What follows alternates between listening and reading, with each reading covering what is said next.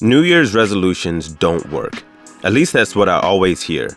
No one ever keeps them, so what's the point? But is that really the case? What's going on, everyone? Welcome back to the channel. Today, I'm going to walk you through how you can use New Year's resolutions to improve your finances and some ideas on what those resolutions should be.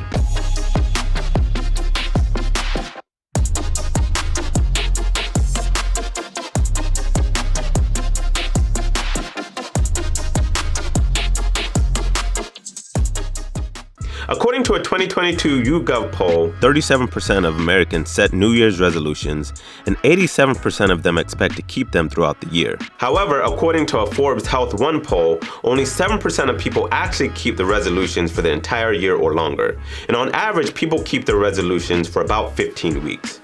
This is a big gap between expectations and reality.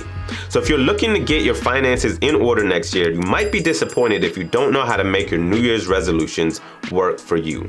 Now, despite these abysmal numbers, 7% is better than nothing. And when you dive deeper into some of these studies, you find that people are actually more successful than it may seem. Take this YouGov study, for example. While only 7% stuck with all their resolutions for the year, 26% at least stuck with some of their resolutions for the entire year, which is not bad.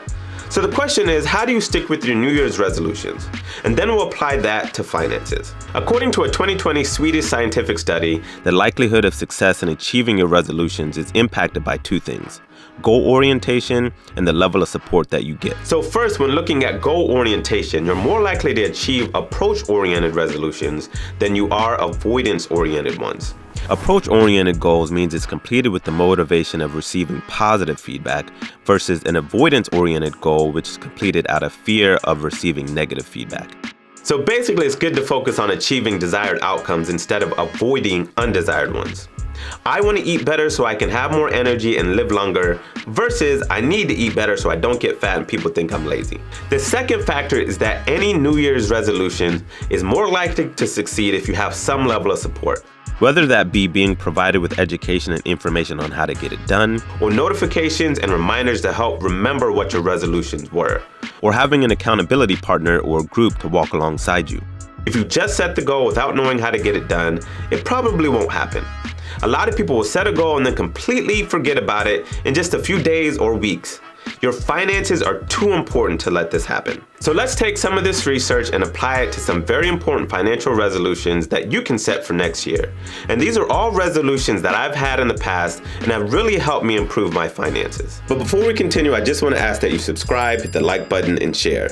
In this new year, one of our resolutions is to grow this channel. So we want to reach 20,000 subscribers by the end of next year. And we'd really appreciate your support. The first financial New Year's resolutions I have is to save more money.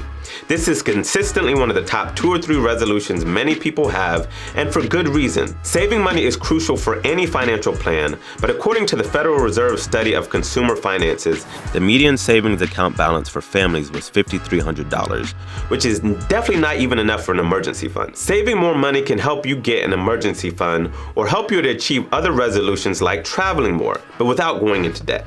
Now, every resolution needs supporting goals to get you there. A resolution is really just a firm decision to do or not to do something. Like, this year I'm gonna lose weight.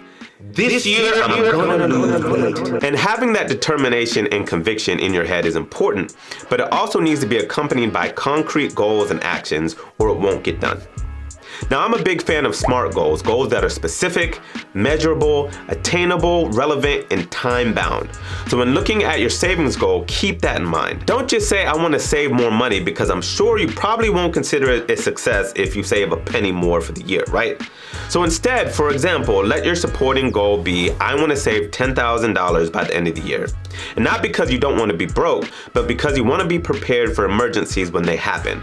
Or so you can go on your 10-year anniversary trip next year, for example. Remember, approach-oriented, not avoidance-oriented. Now, you won't know if this goal is achievable unless you know your budget and understand how much money you can possibly save, even if it is a little bit of a stretch.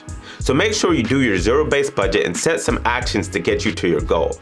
So if you look at your budget and you can only save $400 a month, then you need ideas and a plan to make up the other $433. Maybe it's picking up 2 or 3 extra shifts each month. And I like attaching my why to my goal statements as well.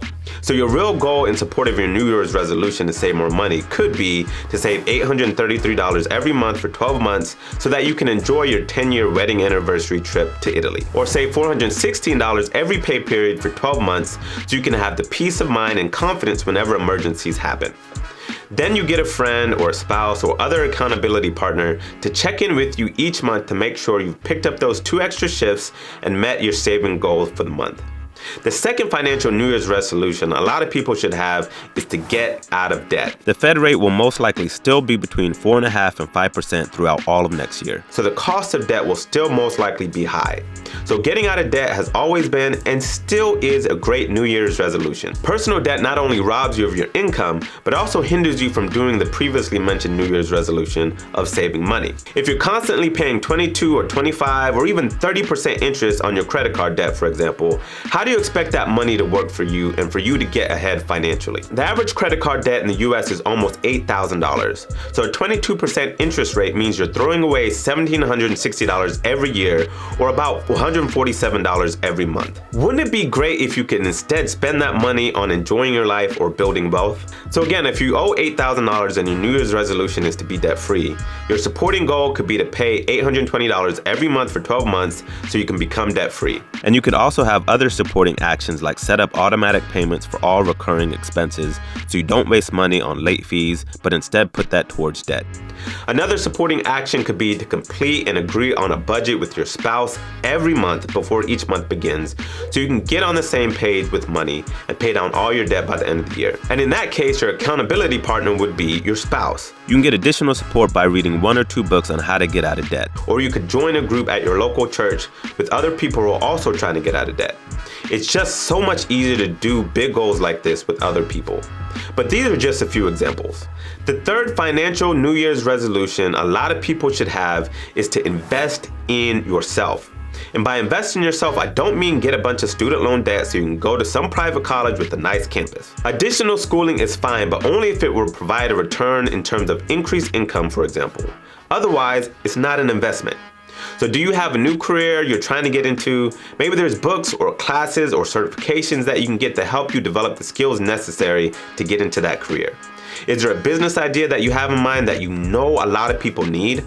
Well, maybe investing money on learning how to start a business would be beneficial. I definitely believe that investing in yourself and your education will usually have the highest returns if you do it wisely.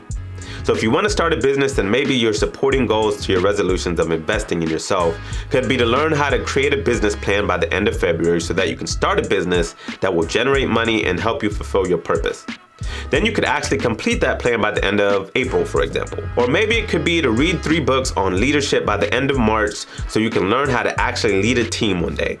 Or maybe you could actually learn how to start an official LLC or S Corp and learn the differences between how to structure your business in the next 2 or 3 months.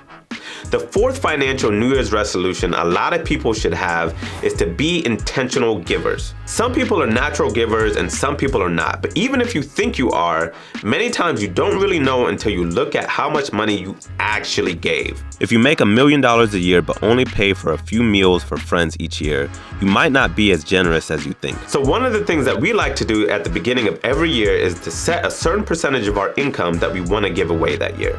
Then we have a list of things we want to give and then we check it off as the year goes by. We also have a separate bank account set up just to hold the money that we want to give away as the opportunities present themselves. And make no mistake, that account is always empty by the end of the year because there's always more need than money. The fifth financial New Year's resolution a lot of people have is to write down your resolutions and goals. None of your resolutions matter if you don't write them down and aren't intentional about reviewing them and reminding yourself of them throughout the year. So put them on your desktop as a wallpaper, put them on your wall next to your desk, anywhere that is visible to you and will keep your goals top of mind. Don't let this new year go to waste. Take advantage of the fresh start effect, which is basically the increased motivation and renewed energy that people often feel at the start of a new time period. So use this next year to do better, to be better, and to go further. Let's go.